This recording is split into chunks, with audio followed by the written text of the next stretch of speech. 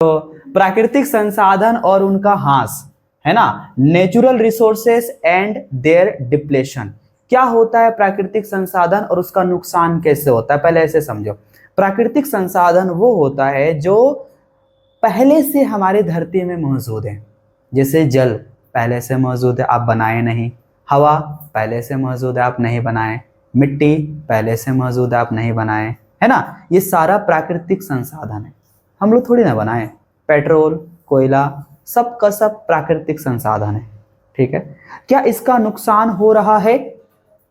Answer आएगा एकदम नुकसान हो रहा है, ठीक है। अब देखो, मानव समाज की वृद्धि तथा विकास के लिए भौतिक संसाधन तथा जैविक संसाधन दोनों की आवश्यकता होती है। हमें दोनों चीज चाहिए, हमें मिट्टी भी चाहिए, जल भी चाहिए, हवा भी चाहिए, हमें पेड़ पौधा भी चाहिए, हमें एनिमल भी चाहिए, सब कुछ चाहिए अपना विकास करने के लिए। क्या नहीं चाहिए? चाहिए ना। तेजी से विकासोन्मुखी गतिविधियों के कारण लोग अधिक परिमाण में प्राकृतिक संसाधन का दोहन आरंभ कर देते। अब विकास हमें तुरंत करना है जी, तुरंत। आज हम चाहे जो भी सिचुएशन में हो, हम चाहते हैं कल एकदम पैसा वाला बन जाएंगे, कल अमीर बन जाएंगे, पैसा वाला, रुपया पैसा होगा अपना पास। तुरंत विकास चाहिए। तुरंत विकास के लिए बहुत ज्यादा नेचुरल रिसोर्स का क्या होता है? दोहन। सोचो, विकास तुरंत करने के लिए सरकार क्या करते हैं या लोग क्या करते हैं? ताप विद्युत केंद्र में कोयला बहुत जल्दी जलाते हैं, ज्यादा जलाते हैं, बिजली जल्दी जल्दी बनाते हैं, क्योंकि मशीन वगैरह चलेगा। कैसे चलेगा? ज्यादा विकास करने के लिए जमीन के अंदर से पेट्रोल निकाल दिया जाता है एकदम बहुत। कितना लंबा समय में पेट्रोल बन रहा है फर्क नहीं पड़ता है, लेकिन हम निकाल के यूज करेंगे क्योंकि हमको विकास करना है। ज्यादा विकास करने के लिए लोग पेड़ को काट के घर बना रहे हैं, बड़ा बड़ा मॉल्स बिल्डिंग बना रहे हैं। ज्यादा विकास के चक्कर में लोग जानवरों का शिकार कर रहे हैं, उसके दांत का, उसके स्किन का, उसके रुई का इस्तेमाल करेंगे अलग अलग उद्योग में। ये ज्यादा विकास के कारण ही तो हो रहा ना। तो सब ज्यादा विकास के चक्कर में हो रहा है। बात समझ में आ रहा है? प्रकृति को इतना समय भी नहीं देते कि वो उनका पुनः उत्पादन कर सके। पहले क्या होता था, लोग चीजों का इस्तेमाल करते थे हल्का हल्का, धीरे धीरे नेचर उस घाव को भर लेता था। सोचो कि आपके हाथ में कहीं घाव हो गया है, वो समय के अनुसार भर जाएगा, लेकिन अगर जख्म बहुत ज्यादा रोज लग रहा है, क्या वो भरेगा? नहीं। तो पहले हल्का हल्का जख्म लगता था, धरती में भर जाता था, लेकिन अब इतना ज्यादा जख्म लग रहा है कि भरने का नाम नहीं लेगा। पर्यावरण की निरंतरता बनाए रखें। प्राकृतिक संसाधनों का द्रुत गति से अत्यधिक दोहन होने के कारण प्रकृति इस उत्पन्न स्थिति से पर्यावरण के साथ संतुलन बनाए रखने में असहाय हो गई है, और इतना ज्यादा पर्यावरण के साथ नुकसान हो रहा है कि जो इन्वायरमेंटल बैलेंस है वो पूरा बिगड़ गया। कहते हैं कि ऑक्सीजन है 21%, कार्बन डाइऑक्साइड है 0.03%। आज कार्बन डाइऑक्साइड आने वाले समय में कुछ वर्षों में डबल हो जाएगा और ऑक्सीजन घट जाएगा। बैलेंस बिगड़ गया। क्या हो गया? बिगड़ गया। पीने वाला पानी 3%, समुद्र का पानी 97%, बैलेंस बिगड़ गया। पीने वाला पानी धीरे धीरे घट रहा है 3% से, सब समुद्र में जा रहा है। जमीन के अंदर कोयला, पेट्रोल निकल के गहराई ज्यादा हो रहा है, गड्ढा वाला जगह ज्यादा हो रहा है, बैलेंस क्या हो रहा है? बिगड़ रहा है। धरती का संतुलन बिगड़ रहा है ना। चाहे हवा को लेके देखे, चाहे जल को लेके देखे, या मिट्टी को लेके देखें। अच्छा जी, अब क्या होगा? भारत में जहां संसाधनों का दोहन बहुत अधिक मात्रा में हो रहा है, वहां इसी प्रकार की स्थिति उत्पन्न हो गई है। संसाधनों के अत्यधिक दोहन का दुष्परिणाम पूरे विश्व में जैविक तथा अजैविक अवयवों पर पड़ रहा है। इनमें से कुछ दुष्परिणाम का यहाँ उल्लेख किया गया है। जब संसाधनों का ज्यादा दोहन होगा तो क्या क्या नेगेटिव इफेक्ट होगा, क्या नुकसान होगा, उसके बारे में हम लोग देखते हैं, ठीक है। नॉन लिविंग रिसोर्स, हमारे धरती पर कुछ ऐसे रिसोर्स है जिसमें जान नहीं है, लेकिन वो जान के लिए जरूरी है। हमने आपको पहले बताया, जैसे सबसे पहला भूमि संसाधन जरूरी है कि नहीं है? हम सभी जानते हैं कि कृषि तथा उत्पादन में मिट्टी और स्थल जैसे संसाधन का बहुत महत्व है।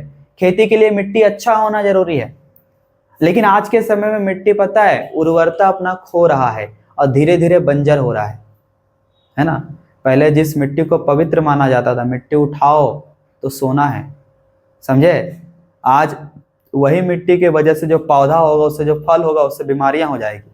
इतना केमिकल आ गया मिट्टी में। केमिकल डालने वाला कौन है? हम लोग मनुष्य। जनसंख्या वृद्धि के साथ भोजन तथा अन्य उपयोगी वस्तुओं की मांग भी बढ़ रही है, पॉपुलेशन बढ़ रहा है, लोगों का डिमांड बढ़ रहा है। पहले कपड़ा पहना जाता था शरीर को ढकने के लिए, आज कपड़ा हो गया फैशन के लिए। लोग यहाँ से फड़वा लिया, यहाँ फड़वा लिया, इधर फड़वा लिया, इधर कपड़ा पहन के घूर रहा है, समझे कि नहीं? तो शरीर को ढकने के लिए थोड़ी है, फैशन के लिए है। Mouse cut, cat cut, lion cut, tiger cut सब चल रहा है, सब काट लिया एकदम, लग रहा है उसी को शरीर में माउस चढ़ा है समझे? इस तरह से है ना। कपड़ा रहने के बावजूद 10 कपड़ा चाहिए, तो वो जरूरत थोड़ी है, वो क्या हो गया? फैशन हो गया, है ना। उसके लिए क्या करना पड़ेगा? ज्यादा से ज्यादा कपड़ा इस्तेमाल कर रहे हैं आजकल। पहले खाना पेट भरने के लिए, आज जबान के स्वाद के लिए, समझे कि नहीं? थोड़ा सा खाएगा सब छोड़ देगा, हमको मोमोज चाहिए, मुंह है चोमो जैसा, खाएगा मोमो समझे कि नहीं? डोंट ईट मोमो, समझे? मोमो इस सब में एजिनोमोटो होता है, और एजिनोमोटो के वजह से आपका जो मांस है ना, वो हड्डियों को छोड़ना शुरू कर देता है, मसल पेन, इस तरह की चीजें, बीमारियां होगी। एजिनोमोटो स्वाद बढ़ाने के लिए दिया जाता है मोमो में, मैगी में, पास्ता में, चाउमीन में, इन सब में, ताकि लोग उस चीजों का स्वाद ले, एक बार ले तो दोबारा एकदम जीभ लबलवा के जाए वहां पर। हाँ थोड़ा, कोई रोजे खाता है ना, रोज खाता है कोई, हाँ एडिक्शन हो जाता है उसको। फलतः विकासोन्मुखी क्रियाओं के लिए भूमि की मांग बढ़ रही है, अतः भूमि उपयोगिता श्रेणी लैंड यूटिलाइजेशन क्लासेस में नाटकीय रूप से बदलाव आया है, जो निम्नलिखित है। देखो जमीन का इस्तेमाल कहाँ कहाँ हो रहा है। फसली जमीन में 31.2% वृद्धि, फसल उगाना है उसके लिए जमीन चाहिए, अच्छा जी। और क्या चाहिए? बीज बोने की जमीन में 18.1% वृद्धि। पहले जितना खेती होता था उससे ज्यादा जमीन में अब होगा ना। सिंचित क्षेत्र में 86.2% का वृद्धि, बिना कृषि और बिना जंगल के क्षेत्र में 107.4% वृद्धि। डबल हो गया ऐसा क्षेत्र जो बिना जंगल का रहा, सब काट कूट के साफ कर दिया। औसतन घास के मैदान 78.8% की कमी, घास का मैदान घट गया। खेती योग्य परित्यक्त जमीन, खेती योग्य जमीन जिसको छोड़ दिया गया, वो कितना है? 20.3% की कमी। खेती नहीं करने योग्य जमीन 44.2% की कमी। ये सारा जमीन है जिसमें किसी किसी में वृद्धि हुआ तो किसी किसी में कमी हुआ, है ना। जल के बारे में देखो जी, जल क्या है? पारिस्थितिक तंत्र के विकास और उसके रख रखाव में सामंजस्य तथा स्थिरता के लिए जल एक महत्वपूर्ण संसाधन है। आप क्या कहते हैं? आप कहते हैं कि जल ही जीवन है ना, वाटर इज लाइफ। अच्छा जी। मानव जीवन के साथ ही साथ संरक्षण, विकास तथा व्यवस्थापना में इस संसाधन का विशेष रूप से ध्यान देने की आवश्यकता है। जिस तरह जमीन का जरूरत है ना, उसी तरह जल का भी जरूरत है। आज वो दिन आ गया कि जल आदमी खरीद के पीता है। अब अच्छा पानी पीना है तो खरीद के पीना पड़ेगा, नल के ऊपर भरोसा ही नहीं कि अच्छा पानी आएगा, खासतौर पर बरसात में, है ना, मिट्टी वाला कीचड़ वाला पानी आ रहा। भूमि की सिंचाई के लिए पानी चाहिए, है ना। उद्योग के लिए पानी चाहिए, आपको पता है लोह इस्पात उद्योग के लिए पानी चाहिए। कोई भी उद्योग के लिए जल की जरूरत पड़ती है। मतलब स्वच्छ जल उद्योग को बढ़ावा देता है। शुद्ध जल का केवल 1/5 भाग ही उपलब्ध है। शुद्ध जल का 1/5 भाग ही उपलब्ध है। इस सीमित जल का उपयोग सही तरीके से करने की जरूरत है। हमें लगता है धरती में 71% जल है। जिस 71% जो जल है वो क्या पीने लायक है? 71% जल तो उसमें 97% तो समुंदर का पानी है। 3% पीते हैं और उस 3% में भी 2% बर्फ है। 1% पीते हैं और उस 1% में भी आधा से ज्यादा जमीन के अंदर है। कुछ जमीन के बाहर है, नदी, झील, झरना, तालाब, उसी का पानी पीते हैं। और वही पानी जो बहुत कम है, अगर उसी को गंदा कर दे, दूषित कर दे, तो पीने वाले पानी की हो जाएगी कमी, है ना। अब उसी को साफ कर करके लोग बोतल में भर के बेचेगा। टाटा वाटर, बिस्लरी, एक्वा कुछ है कि नहीं?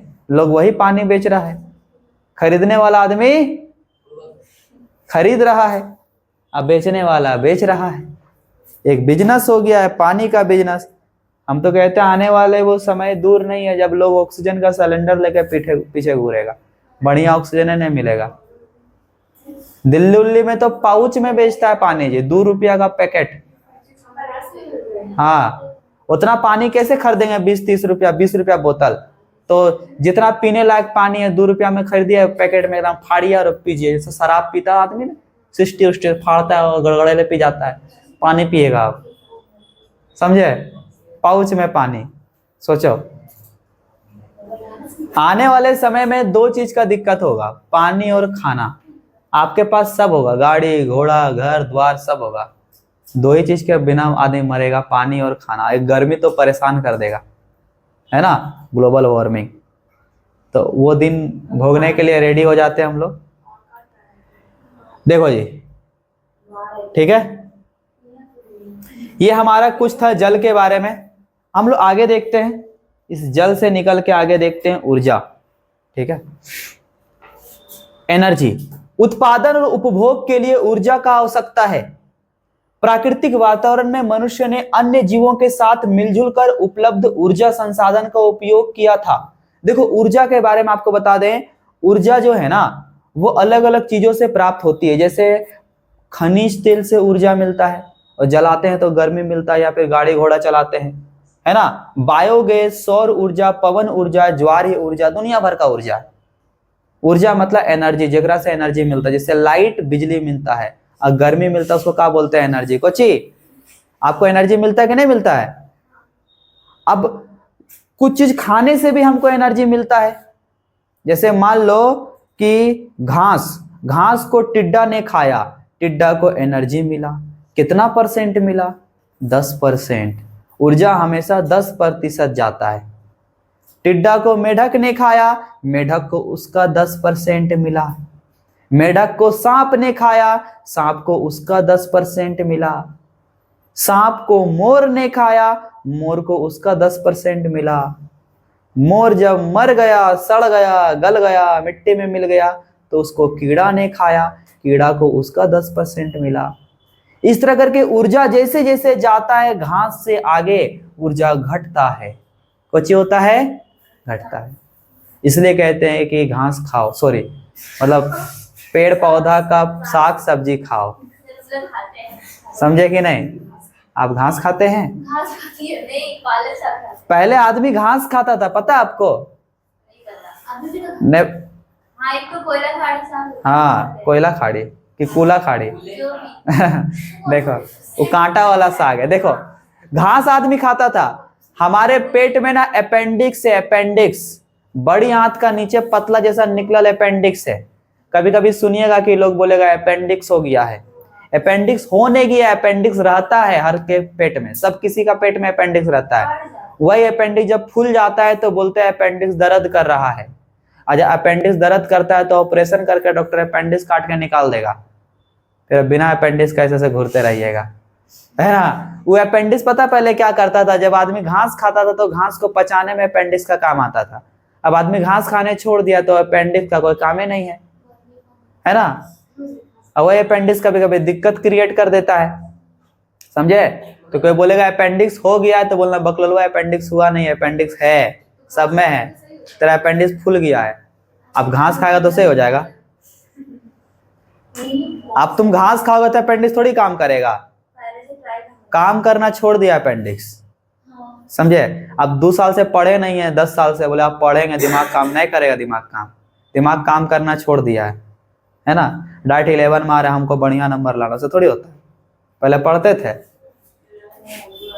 पहले पूरा बतियाते थे क्लास में, है ना। ऐसे पैर पसार के बैठ जाते थे, पूरा बतौला करते थे।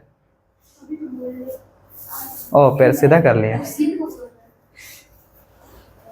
ओ आप भी वैसे ही हैं, पालथी मार कर बैठो। चलो पैर वैसे करके नहीं बैठते हैं, ठीक है। आपको एक दिन कहानी बताएंगे रावण और लक्ष्मण का। देखो यहाँ देखें, ऊर्जा की मांग बढ़ने से मनुष्य ने नए तथा विशाल ऊर्जा स्रोत कोयला, पेट्रोल, इन सब का दोहन शुरू कर दिया। आदमी को चाहिए ऊर्जा। ऊर्जा कहां से आएगा? कोयला को जलाएंगे तो ऊर्जा मिलेगा, पेट्रोल से ऊर्जा। गाड़ी कैसे चलाएंगे? ऊर्जा मिलेगा गाड़ी को तब ना। गाड़ी में पेट्रोल डालेंगे, ऊर्जा मिलेगा, रुर करके चलेगा, समझे। कोयला को जलाएंगे तो बिजली बनेगा, एकदम पंखा उंखा सब चलेगा। तो यही चाहिए ऊर्जा। इस प्रकार कोयला, खनिज तेल का भंडार जो था, आदमी ने उसको लूटना शुरू कर दिया, एकदम समाप्त कर दिया। जगह जगह देखिएगा कोयला का खदान खोद के रख दिया, एकदम बोडरा, बोकारो, रानीगंज, है ना, झरिया, धनबाद, जगह जगह जहां देखिएगा। और रानीगंज में तो हमको लगता है जमीन का अंदर पूरा खोखला कर दिया और बालू ढुका दिया अंदर अंदर। कब धस जाएगा ऊपर से नीचे पता नहीं चलेगा। धनबाद धस गया, तब ऊपर रहिएगा घर बना के, नीचे से कोई खोद के जा रहा है, समझे। नीचे ऊपर से नीचे धस जाइएगा, ऐसा हो जाएगा। तो आदमी ऐसा करके रख दिया, बताइए, जीव जीने भी नहीं दे रहा है। अरे आज के समय में भी ऊर्जा का जरूरत है, लेकिन हम कहते हैं ऊर्जा का इस्तेमाल करो, नवीकरण ऊर्जा का इस्तेमाल करो, नवीकरण सोलर ऊर्जा का इस्तेमाल करो, बायोगैस का इस्तेमाल करो। तुम जो भैंसिया पालते हो उसका गोबर को सड़ा गला के बनाओ गोबर गैस, बायोगैस। हाँ, नहीं हुआ, सप्ताह भर में नहीं होगा, बहुत लंबा समय से सड़ाना पड़ता है। उसके लिए पूरा मैकेनिज्म चाहिए। देखो, खनिज मानव समाज के आर्थिक, सामाजिक और सांस्कृतिक विकास के लिए खनिज का महत्वपूर्ण स्थान है जी। आप देखिए, जमीन को खत्म कर दिया आदमी ने, पानी को खत्म कर दिया, ऊर्जा के लिए कोयला, पेट्रोल को खत्म कर दिया। अब देखिए खनिज को कैसे खत्म करेगा। खनिज के रूप में आता है हमारा लोहा, एल्यूमिनियम, सोना, चांदी, ये सब कौन सी है? खनिज है। लोग इसका भी खुदाई करके इसको निकाल लेगा। खनिज, खनिज काहे निकालता है? ताकि अपना घर बना सके, यातायात बना सके, इन सब के सुविधा के लिए। गाड़ी घोड़ा कौन सी का बनल है? लोहा का। लोहा निकालेंगे तबे ना बनेगा लोहा का गाड़ी, है ना। तो खनिज को निकाल निकाल के लोग धरती को बर्बाद कर देगा, समझे। और निकालने के बाद सही इस्तेमाल भी नहीं करता, कहीं कहीं गलत इस्तेमाल करता है। लोग तलवार बनाएगा, चाकू बनाएगा, मारेगा, भोंकेगा, काटेगा, समझे। तो खनिज का सही इस्तेमाल है, निकाल के आप मारने में इस्तेमाल कर रहे हैं। देखो, जनसंख्या वृद्धि के साथ साथ दिनों दिन प्राकृतिक संसाधन का अत्यधिक दोहन हो रहा है। लोग जैसे बढ़ते जा रहे हैं, संसाधन और घटते जा रहा है। बढ़ती जनसंख्या के फलस्वरूप भूमि की कमी हो रही है, जल भी सीमित मात्रा में उपलब्ध है। विभिन्न भागों में जल की उपलब्धता घटती जा रही है। दूसरी ओर भविष्य में ऊर्जा की मांग को पूरा नहीं किया जा सकेगा। ऐसा है, आप भविष्य में, आप अभी कोयला और पेट्रोल का फोटो खींच के रख लीजिए, अपना बाल बच्चा को दिखाइएगा, बच्चा एक कोयला था, इसको कोयला बोलते हैं, इसको पेट्रोल बोलते थे, समझे। नहीं मिलेगा देखने, म्यूजियम में मिलेगा कोयला। हाँ, फोटो खींच के निकाल लीजिए, लेमिनेशन करा के दीवार में टांग दीजिए, समझे। उसको कोयला दिखाइएगा, उसको पेट्रोल दिखाइएगा, वो सब नहीं रहेगा, क्योंकि कम हो जाएगा ना, घट जाएगा, एकदम निकल भी नहीं करेगा। फिर विभिन्न भागों में जल की उपलब्धता घटती जा रही है। दूसरी ओर भविष्य में ऊर्जा की मांग को पूरा नहीं किया जा सकता, यह भी घटता जा रहा है और कहीं कहीं समाप्त हो गया है। वर्तमान में अल्पकालिक अवधि के लिए जो ऊर्जा के स्रोत है, जैसे कोयला, खनिज तेल, भविष्य में हमारी आवश्यकता की पूर्ति नहीं कर सकेंगे। आज कोयला से आप घर में चूल्हा जला के खाना बना रहे हैं, क्या जीवन भर कोयला से खाना बनेगा? नहीं, एक समय आएगा जब कोयला खत्म हो जाएगा। इसलिए लोग अलग अलग चीजों का इस्तेमाल करता है। पहले लकड़ी से बनाता था, फिर कोयला से बना रहा है, अब लोग एलपीजी से बना रहा है, अब आने वाले समय में बनेगा सोलर एनर्जी से। कुछ नहीं, कुकर में खाना रख के बाहर छोड़ दीजिएगा, ये 2 घंटा बाद जाइएगा, देखिए खाना बन गया, समझे। ऐसे होगा, है कि नहीं। या फिर सोलर एनर्जी से आप बिजली बनाइएगा और बिजली से खाना बनेगा। इंडक्शन होता है, हीटर होता है ना। अभी तो जो कोयला से जो ताप विद्युत बनता है उससे हम लोग बिजली, जैसे बिजली बनता है उससे हम लोग खाना बनाते हैं। आने वाले समय में हमको लगता है हर किसी का घर में कब सोलर पैनल आ जाएगा बिजली उजली बनाने के लिए, है ना।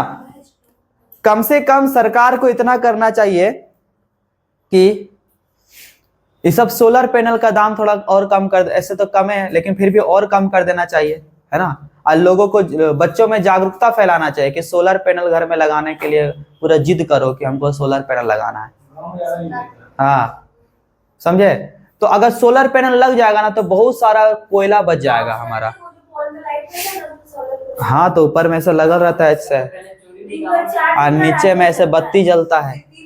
यहाँ पर भी लगल था, कौन नोच के लेके चल गया यहाँ। हम लोग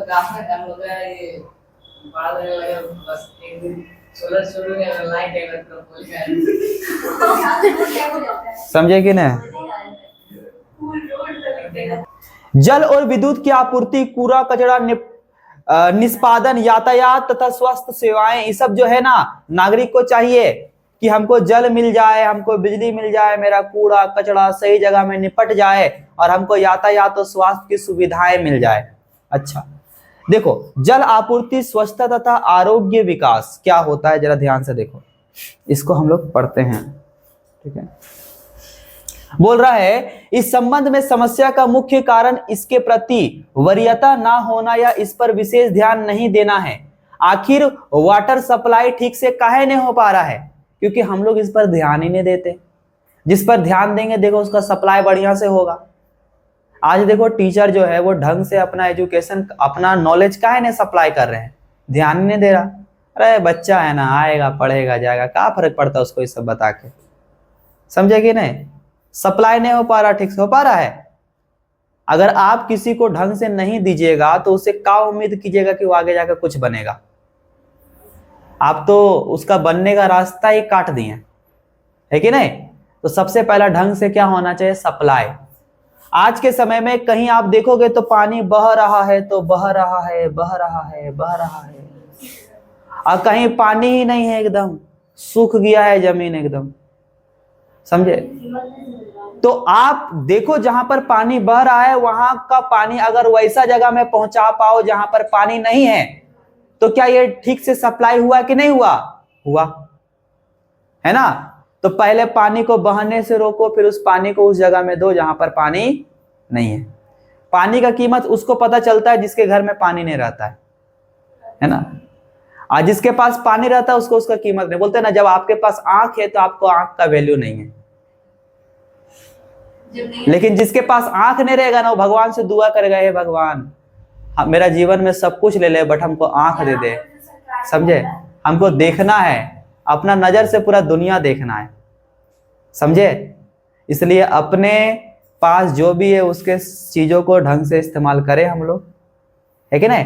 पानी है तो पानी को वेस्ट ना करें। ये नहीं कि नल खोल के बैठ गए नहाने के लिए और गिर रहा पानी और पूरा नहा रहे बाल्टी बाल्टी, वैसे नहीं, है ना? एक बाल्टी पानी भर ले उसी से नहाए, समझे? शावर खोल दिया, आजकल कैसे होता है, वो झरना खोल देता है और पूरा गर्म और ठंडा पानी में नहाता है। हाँ, नहीं, मेरा घर में बाल्टी, हम बाल्टी से करते सारा काम। हाँ, बच्चा में तो सबे करता है, ठीक है? जब समझदारी आ गया कि पानी को वेस्ट नहीं करना है तब इस तरह का वेस्ट, झरने नहीं है कहाँ से वेस्ट करेंगे? बच्चा में तो हमको लग रहा है और पानी बचाए होंगे शायद हम। जब बारिश उरिश होता था, किसी का छत्ता से नीचे पानी गिरता था ना, तो एकदम हाफ पैंट पहन के पूरा मोहल्ला घूरते थे, समझे? जहां जहां छत्ता से पानी गिरता था वहां वहां जाके नाच नाच के नहाते थे, है ना? हाँ, ऐसा काम, समझे? पूरा एकदम हमको लगता था ये झरना है, ऐसा मौका दोबारा नहीं मिलेगा। और गड्ढा उड्ढा में ढुक जाते थे पूरा एकदम नहाने के लिए, जहां पानी दिख गया जमा वहीं ढुक जाओ। जल आपूर्ति, स्वच्छता तथा आरोग्य विकास क्या है? इस संबंध में समस्या का मुख्य कारण इसके प्रति वरीयता का ना होना है। आप किसी भी चीज के ऊपर ध्यान नहीं दोगे वो चीज वेस्ट हो जाएगा बाबू। इस पर विशेष ध्यान नहीं दिया जाता। आर्थिक संसाधनों की कमी, अनियमित जल आपूर्ति, गंदगी युक्त शौचालय व्यवस्था, स्वास्थ्य संबंधी बिगड़े हुए व्यवहारिक तौर तरीके, सार्वजनिक स्थान, विद्यालय, होटल, अस्पताल, स्वास्थ्य केंद्र, यहाँ पर पर्याप्त शौचालय की अनुपलब्धता जैसी समस्याएं हैं। पानी का सप्लाई ठीक से नहीं हो पा रहा है। कौन कौन सा कारण है? एक तो पानी गंदा हो गया है, एक तो शौचालय का व्यवस्था ठीक नहीं है, एकदम शौचालय का पानी जाके अच्छा पानी में मिल जाता है नहीं। नदी तालाब में लोग अपना क्या करते हैं, घर का नाली खोद के नदी में जाके मिला दे रहा है। बोला कहाँ करेंगे, नदिये से बह जाएगा, अरे नदी से बह जाएगा वो पानी को कोई पिएगा भी तो, ये भी तो सोचो। ये सारा कुछ है। यानी कि सबसे बड़ा दिक्कत पता है क्या है? जागरूकता की कमी।